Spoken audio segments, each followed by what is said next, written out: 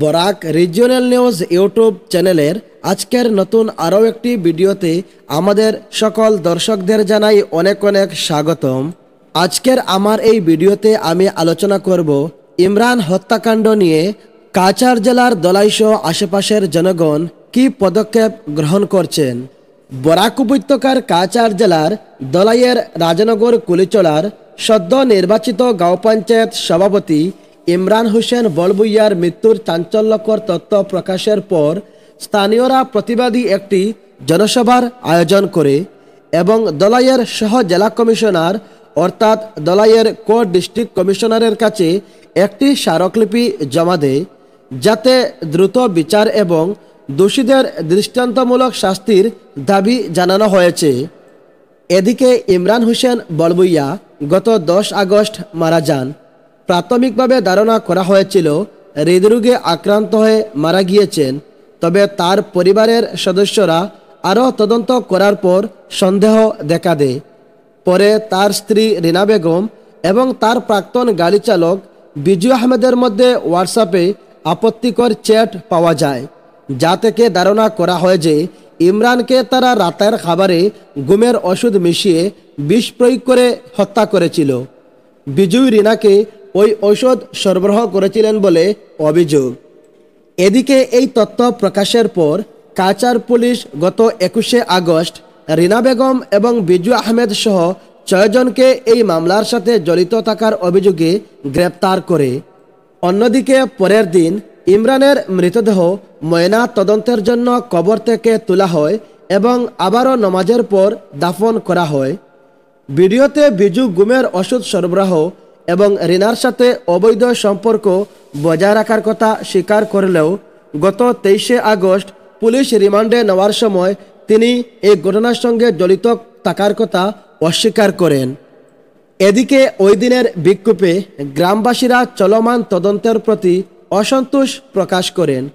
তাদের স্মারকলিপির মাধ্যমে তারা প্রশাসনের কাছে বেশ কয়েকটি দাবি পেশ করেন, যার মধ্যে রয়েছে অভিযুক্তদের দৃষ্টান্তমূলক শাস্তি প্রদানের মাধ্যমে দ্রুত বিচার আদালতে অর্থাৎ ফাস্ট ট্র্যাক আদালতে মামলার বিচার করতে হবে, কোনো রাজনৈতিক বা প্রশাসনিক প্রভাব অভিযুক্তকে রক্ষা করতে না পারে তা নিশ্চিত করতে হবে, ইমরানের 2 নাবালক সন্তানের নিরাপত্তা, শিক্ষা এবং আর্থিক সহায়তা সরকারের পক্ষ থেকে দিতে হবে, এলাকায় শান্তি বজায় রাখতে পর্যাপ্ত পুলিশ মোতায়েন করতে হবে, সমস্ত প্রমাণ উদ্ধার, সিসিটিভি ফুটেজ যাচাই বাছাই এবং তদন্তে গৃহকর্মীকে অন্তর্ভুক্ত করতে হবে।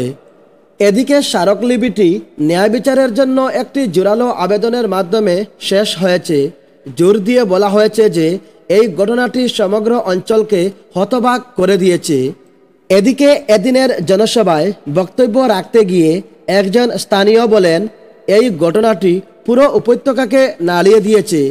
তিনি আমাদের চোখের মণি ছিলেন। আমরা আইন প্রয়োগকারী সংস্থার ভূমিকাকে সম্মান করি, তবে আমরা উচ্চ পর্যায়ের তদন্ত দাবি করি।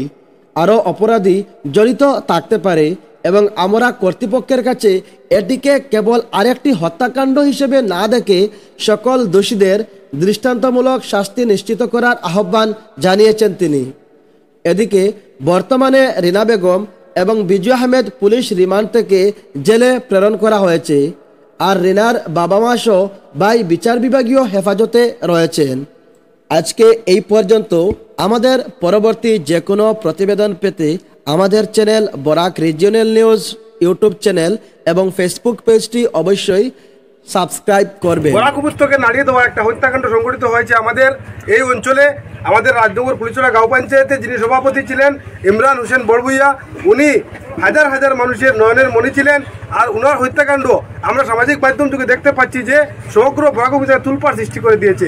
তার আমরা প্রশাসনের যে প্রশাসনের ভূমিকাকে আমরা নাকচ করব না, ভূমিকা তারা সদর্থক ভূমিকা পালন করছেন। তার মধ্যে আমি বলবো এখানে একটা উচ্চ পর্যায়ে তদন্ত হওয়া উচিত ছিল, অনেক ম্যাটেরিয়ালস এভিডেন্স এখানে সংগ্রহ করার কথা ছিল, কিন্তু এরকম কোনো পদক্ষেপ আমরা আজকে পর্যন্ত দেখতে পাচ্ছি না। তো আমরা আজকে এই যে প্রতিবাদী একটা জনসভা এখানে অনুষ্ঠিত হয়েছে, এই প্রতিবাদী জনসভার পক্ষ থেকে আমরা কাছাড় জেলা শাসক মহোদয়ের কাছে অনুরোধ করব যাতে এই হত্যাকাণ্ডকে স্বাভাবিক মনে না করে এই হত্যাকাণ্ডের সঙ্গে হাজার হাজার মানুষের আবেগ জড়িত রয়েছে, সেই আবেগকে মাথায় রেখে এই হত্যাকাণ্ডের উচ্চ পর্যায়ের তদন্ত যাতে দ্রুত করা হয় এবং যারা অভিযুক্ত হয়েছেন এবং এই কেসের সঙ্গে এই হত্যাকাণ্ডের সঙ্গে হয়তো আরও কোনো মাথা জড়িত থাকতে পারে, হয়তো আরও কেউ থাকতে পারেন, যে হোক তাকে তদন্তের আওতায় এনে তাকে দৃষ্টান্তমূলক শাস্তি দেওয়ার জন্য আমরা আজকে এই সবার মধ্যে থেকে আমরা অনুরোধ জানাচ্ছি। আর যদি যারা এখানে অভিযুক্ত হয়েছেন এবং যাদেরকে ইতিমধ্যে পুলিশি হেফাজতে বা জেল হাজতে রাখা হয়েছে, যদি এদের উপযুক্ত বিচার ব্যবস্থা না আনা হয় তাহলে সমগ্র বরাক উপত্যকায় হাজার হাজার মানুষ রাস্তায় নামবে, হাজার হাজার মানুষ প্রতিবাদী কার্যসূচি পালন করবে। বরাক উপত্যকায় নাড়িয়ে দেওয়া একটা হত্যাকাণ্ড সংঘটিত হয়েছে আমাদের এই অঞ্চলে। আমাদের রাজনগর পুলিচরা গাঁও পঞ্চায়েতে যিনি সভাপতি ছিলেন ইমরান হোসেন বড়ভুইয়া, উনি হাজার হাজার মানুষের নয়নের মণি ছিলেন।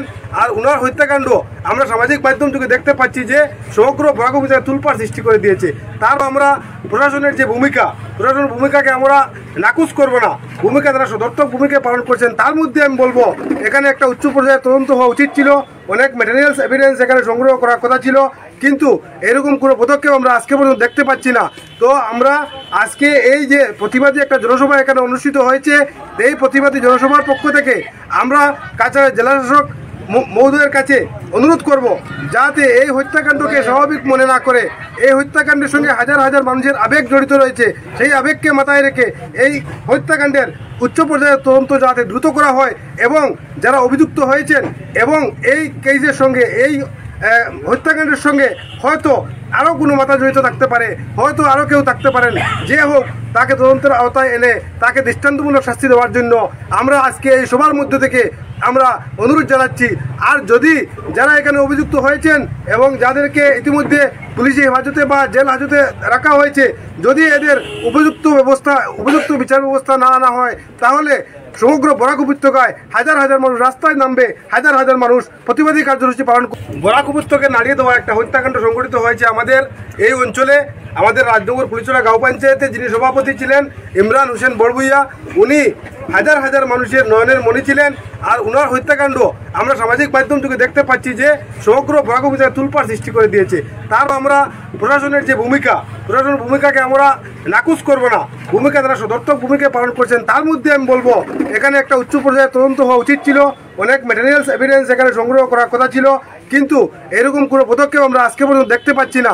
তো আমরা আজকে এই যে প্রতিবাদী একটা জনসভা এখানে অনুষ্ঠিত হয়েছে, এই প্রতিবাদী জনসভার পক্ষ থেকে আমরা কাছাড় জেলাশাসক মহোদয়ের কাছে অনুরোধ করব যাতে এই হত্যাকাণ্ডকে স্বাভাবিক মনে না করে এই হত্যাকাণ্ডের সঙ্গে হাজার হাজার মানুষের আবেগ জড়িত রয়েছে, সেই আবেগকে মাথায় রেখে এই হত্যাকাণ্ডের উচ্চ পর্যায়ের তদন্ত